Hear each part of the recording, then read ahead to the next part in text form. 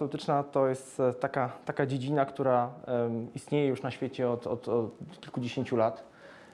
Międzynarodowa Federacja Farmaceutyczna FIP wspiera dążenia w wdrażaniu standardów z zakresu opieki farmaceutycznej i praktyki aptecznej od 75 lat. Systematycznie się spotykamy i powiem szczerze, to co obserwuję jest dosyć zastanawiające. Dlaczego? Ponieważ mamy już wypracowane wzory, są już standardy opracowane od wielu lat. Dlaczego tych standardów nie ma w Polsce? To jest takie pytanie retoryczne, które zawsze zadaję na wielu spotkaniach z osobami decydującymi. Dlaczego wyważamy otwarte drzwi? Tak naprawdę nie ma co wymyślać, tylko trzeba podążać za pewnymi rozwiązaniami. Jednym z takich flagowych modeli, w którym miałem okazję pracować przez 11 lat, jest to model opieki farmaceutycznej w Wielkiej Brytanii. Jedną z rzeczy, którą też opisuję w swoim doktoracie, który mam nadzieję na niedługo będzie skończony i będzie też taką wskazówką dla wszystkich osób decydujących w Polsce, co tak naprawdę trzeba zrobić. Jedną z takich istotnych rzeczy jest przede wszystkim redefiniowanie pojęcia opieki farmaceutycznej. Tą, którą mamy w Polsce, to jest opieka bardzo stara. To są pierwsze tak naprawdę podwaliny, jeśli chodzi o samą definicję. Obecnie jest to znacznie bardziej rozwinięta definicja, notabene bardzo sfokusowana na pacjencie.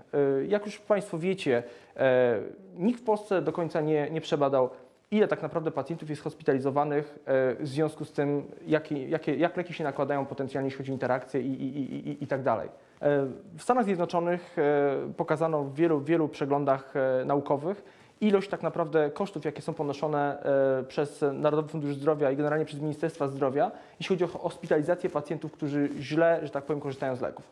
Mamy tutaj różnego rodzaju problemy lekowe, takie jak na przykład, nie wiem, korzystanie na przykład z leków przepisanych przez lekarza, plus tego pacjent ma jakieś przekonania, korzysta z leków ziołowych, plus jeszcze generalnie z tego, co poleci mu sąsiadka. I teraz mamy do czynienia z sytuacją, w której potencjalnie wszystkie leki albo się znoszą, albo nakładają, albo też pogarsza się tak naprawdę stan zdrowia, tak zwany efekt domina, który wynika z tego, że leki wchodzą w interakcję. I teraz to wszystko trzeba przeliczyć i pokazać. I na to już wpadli wiele lat temu, że tak to mniej więcej tak to mniej więcej wygląda.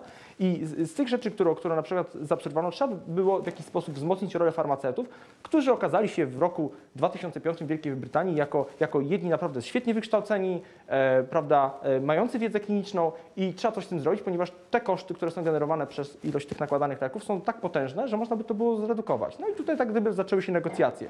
W 2005 roku wprowadzono w Wielkiej Brytanii kompleksową opiekę farmaceutyczną, która została zdefiniowana jako usługi farmaceutyczne rozbite nie tak jak w Polsce w tej chwili jest napisane, że opieka farmaceutyczna jest usługa. Nie, to jest w ogóle błędnie zapisana ustawa o izbach i błędnie zapisane w ustawie prawo farmaceutyczne.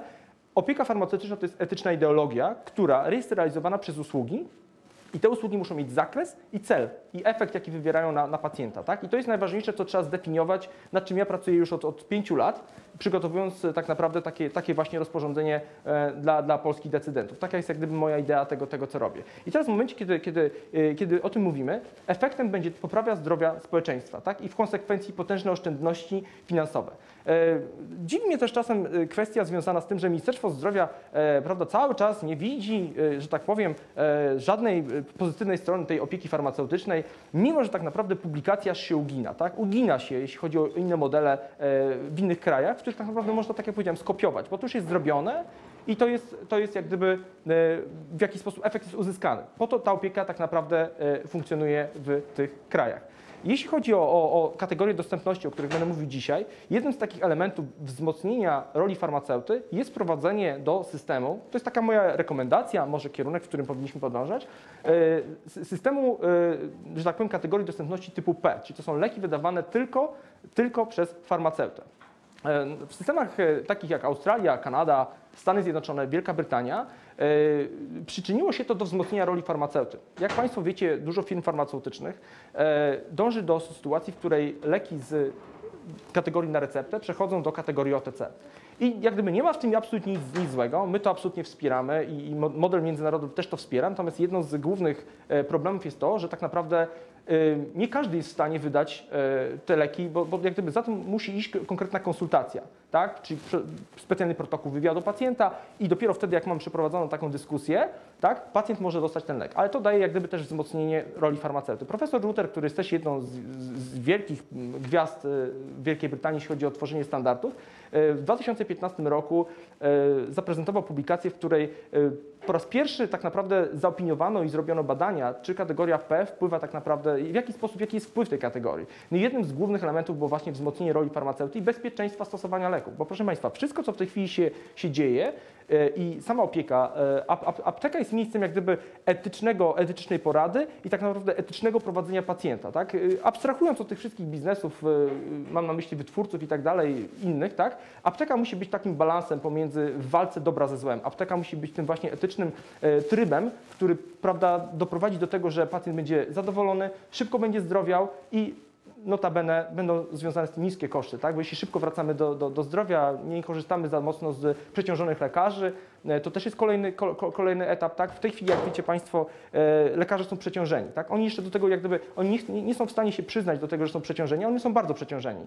I to ich przeciążenie przekłada się na to, że jest bardzo krótki relatywnie czas na pacjenta, 5 minut, a co możemy zrobić w 5 minut? Polska absolutnie nie korzysta z wiedzy farmaceutów, natomiast tu jak gdyby chciałbym powiedzieć, że fajnie o tej wiedzy mówić, natomiast ona jeszcze musi być uzupełniona. Ja na obecną chwilę nie uważam, że poziom przygotowania polskich farmaceutów do prowadzenia opieki jest na poziomie, że tak powiem, takim, który by był w stanie zapewnić odpowiednią jakość opieki farmaceutycznej. Myślę, że trzeba na pewno zaangażować Izbę Aptekarską, ja to podkreślam.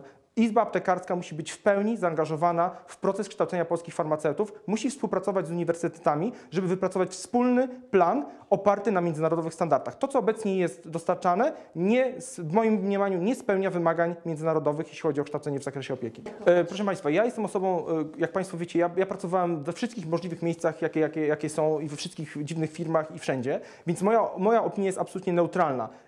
Apteka jest to miejsce etycznego realizowania biznesu, tak? Wiadomo, że jak gdyby są skrajne jak gdyby przesłanki. Model amerykański opieki farmaceutycznej jest bardzo etyczny i czasem jest abstrakcyjny. Model brytyjski jest modelem, który jest oparty na biznesie i pokazuje, możemy zrobić efektywnie opiekę farmaceutyczną i jeszcze na tym zarobić. I to jest ten model, który ja, proszę Państwa, od lat 11 wspieram, który jest właśnie jak gdyby zachowaniem tych proporcji, tak, pomiędzy biznesem, który jest niezbędny, bo z czegoś musimy żyć i, że tak powiem, musimy płacić nasze rachunki. Kwestią etyczną też drugą, która jest regulowana przez odpowiednie standardy, których w Polsce brak, nad którymi też pracuję. Tak więc to też jest kolejny etap.